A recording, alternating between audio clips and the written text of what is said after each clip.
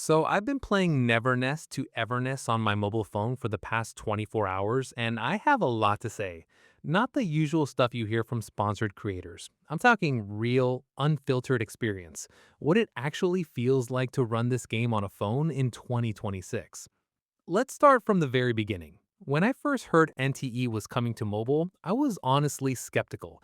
This is a game that looks like it belongs on a high-end PC or a PS5. The city of Hethro is massive, the lighting is cinematic, the characters move like they're in an anime film. So naturally, my first thought was there's no way this runs well on a phone.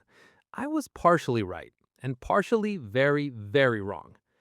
Downloading the game was the first reality check. The file size is serious. Make sure you're on Wi Fi before you even think about hitting that install button because this is not a small casual game. It took me a good amount of time to get everything downloaded and ready, and then there's an additional in game download on top of that, so clear your storage beforehand. That's my first tip for anyone watching this before they install. Once I got into the game, the first thing I noticed was the graphics settings. On mobile, the game automatically adjusts to what your phone can handle. I'm running a fairly recent high-end Android device, and it defaulted to medium settings. Not high, medium. That tells you something right away about how demanding this game really is. I pushed that up to high manually just to see what would happen, and yes, it looked gorgeous, but I'll get to what happened next in a minute. The opening sequence of NTE on mobile genuinely surprised me. The cutscenes are beautiful, the voice acting is strong, the story pulls you in fast. You're an anomaly hunter working out of this mysterious antique shop in a city where supernatural events are basically a daily occurrence. The world building is rich and the writing doesn't talk down to you. I was impressed. On a phone screen, the cutscenes actually look great because everything is close and detailed. That part works in mobile's favor. Now, let's talk about controls because this is where mobile games live or die. NTE on mobile uses a virtual joystick on the left and action buttons on the right. Standard setup. But here's what surprised me. It actually feels pretty good. The combat is fast, it's flashy, and the auto-aim system is generous enough that you're not constantly missing because your thumb slipped. There's also a lock-on feature that helps a lot during tougher fights. I was able to pull off combo chains and switch between characters mid-battle without feeling like I was fighting the interface. That's a genuine win for the mobile version. Exploration is a different story. Hathrow is a big open world, and navigating it on a small screen takes some getting used to. The map is detailed but can feel cramped on a phone display. Camera control while running through the city sometimes felt slightly clunky, especially in tight spaces. It's manageable, but if you're used to playing open world games on a big screen with a controller, there will be an adjustment period. Give yourself a few hours before you judge it. Now let me talk about performance because this is the most honest part of this video. When I played on high graphic settings, the game looked incredible for about 25 minutes. After that, my phone started getting warm. Not burning hot, but noticeably warm in the hand. Frame rate started dipping during large combat encounters with lots of effects on screen. It wasn't unplayable, but it was noticeable. I dropped back down to medium settings and the experience became much smoother.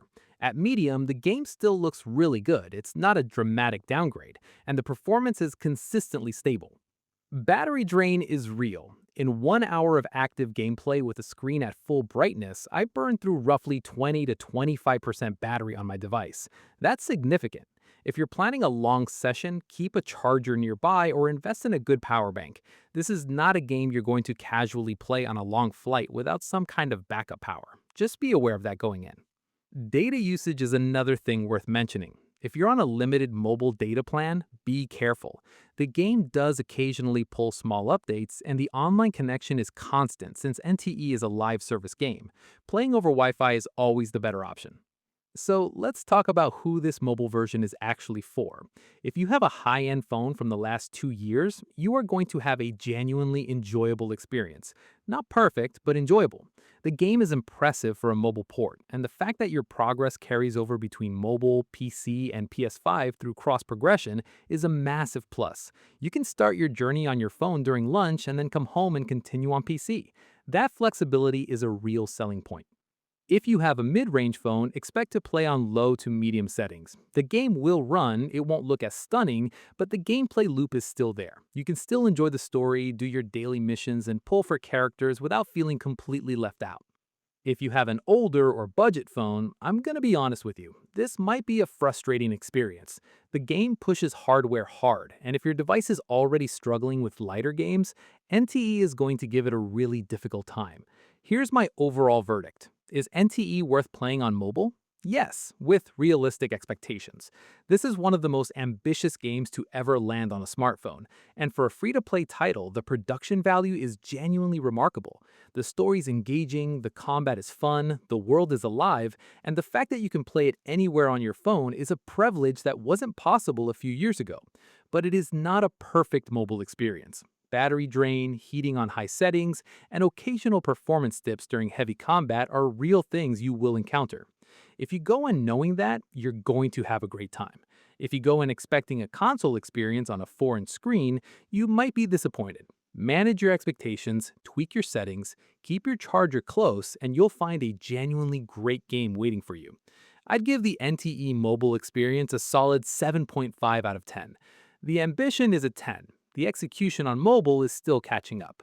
But it's absolutely worth your time to try it, especially since it's completely free to download. If this video helped you decide, drop a like and let me know in the comments what phone you're running NTE on. I'm curious to hear how different devices are handling it. See you in Heathrow.